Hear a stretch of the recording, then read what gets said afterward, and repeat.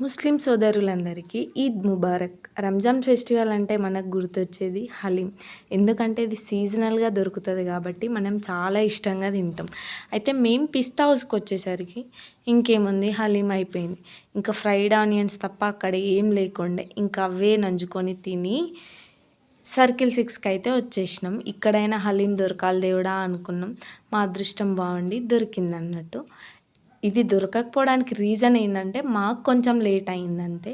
ఇంకా హలీం అయితే ఆర్డర్ పెట్టుకున్నాం సింగిల్ ప్లేట్స్. ఎంత యమ్మీగుంది చూడండి. Dry fruits నెయ్యితోనేసింది. తింటుంటేనే అబ్బా!